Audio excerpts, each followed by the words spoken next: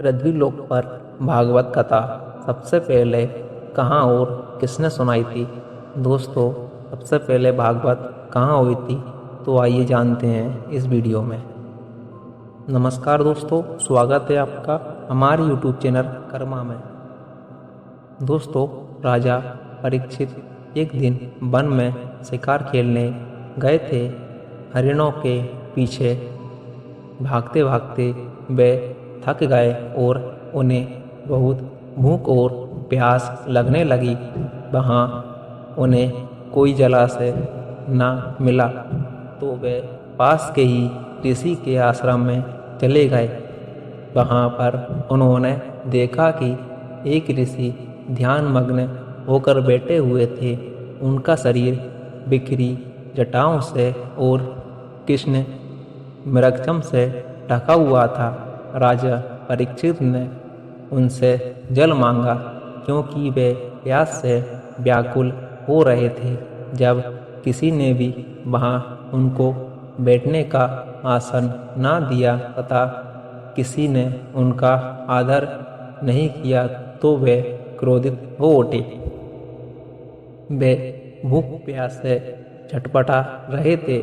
उन्हें उस ब्राह्मण पर बहुत क्रोध और ईर्ष्या हो रही थी। यह पहला अवसर था जबकि राजा परीक्षित को किसी ब्राह्मण पर क्रोध आया हो। क्रोधवश उन्होंने धनुष की नोक से मरा हुआ एक सांप उठाकर ऋषि के गले में डाल दिया। वे वापस अपनी राजधानी चले गए। राजा परीक्षित ने मन में सोचा कि ये ऋषि झूठ मूठ नेत्र बंद करके समाधि का ढोंग कर रहे हैं। उन मुनि का नाम समीक था तथा उनका पुत्र बड़ा तेजस्वी था। वह पास ही ऋषि कुमारों के साथ खेल रहा था।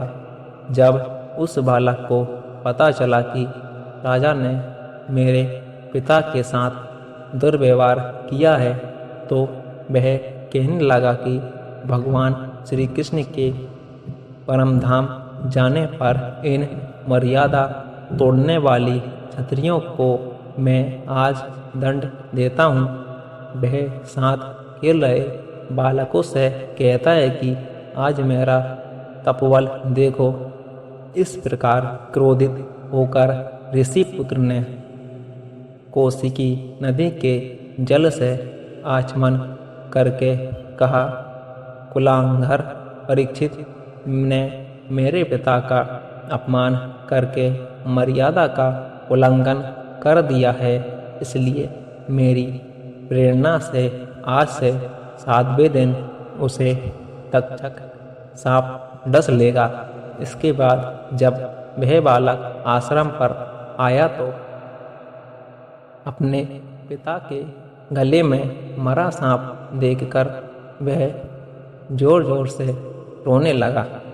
समीक मुनि ने बच्चे का रोना सुनकर धीरे धीरे अपनी आंखें खोली और देखा कि उनके गले में एक मरा सांप पड़ा है।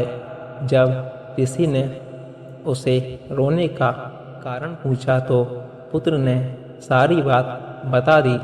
बेटे की बात सुनकर समीक मुनि बोले, अरे मूर्ख, तूने बड़ा पाप कर दिया है। मुझे दुख है कि तूने उनकी इतनी सी गलती के लिए उनको इतना बड़ा दंड दिया है। वे भगवान के परम भक्त हैं। वे राजा भूख प्यास से व्याकुल होकर हमारे आश्रम पर आए। वे सांप के योग नहीं थे। इस नासमझ बच्चे ने हमारे निष्पाप राजा को इतनी बड़ी सजा दी है। भगवान इनको क्षमा करे।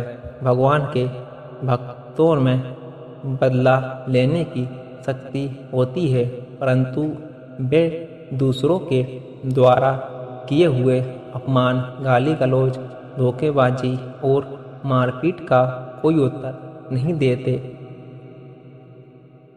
ऋषि ने राजा परीक्षित द्वारा अपमानित होने पर भी उस ओर ध्यान नहीं दिया। क्योंकि जब दूसरे लोग उन्हें सुख या दुख देते हैं तब वे व्यथित या हर्षित या व्यतीत नहीं होते। ऋषि महात्माओं का स्वभाव भी ऐसा ही होता है, परंतु कलयुग के प्रभाव से राजा परीक्षित द्वारा ये अपराध हुआ था, जिसका उन्हें पश्चाताप भी किया। जब राजा परीक्षित को ये समाचार मिला कि ऋषि पुत्र ने उसको शाप दे दिया और 7वें दिन उनकी मृत्यु हो जाएगी, तब उन्होंने सभी ऋषियों और आत्माओं को बुलाया। जब अंत में सुखदेव जी आए तो उन्होंने श्रीमद् भागवत कथा का श्रवण करने का सुझाव दिया। इस प्रकार 7 दिन सुखदेव जी द्वारा बात सुनने के बाद राजा परीक्षित ने श्री कृष्ण के चरणों में अपना सर्वस्व न्यौछावर कर दिया। मुनि के शाप से तक्षक सर्प राजा परीक्षित को डसने के लिए उनके पास चला गया। रास्ते में उसने कश्यप नाम के एक ब्राह्मण को देखा। कश्यप ब्राह्मण सर्प विष की चिकित्सा करने में बड़े निपुण थे। तक्षक ने बहुत सा धन देकर कश्यप को वहीं से लौटा दिया, उन्हें राजा के पास न जाने दिया। तक्षक ने ब्राह्मण के रूप में छिपकर राजा परीक्षित के पास चला गया और उन्हें डस लिया। तक्षक के विष की आग से उनका शरीर सबके सामने ही जलकर भस्म हो गया। उन्हें मोक्ष की प्राप्ति हो गई। तो दोस्तों, वीडियो अच्छी लगी हो तो वीडियो को लाइक करें, हमारे चैनल को सब्सक्राइब करें, साथ ही साथ बेल आइकन को भी क्लिक करें। धन्यवाद।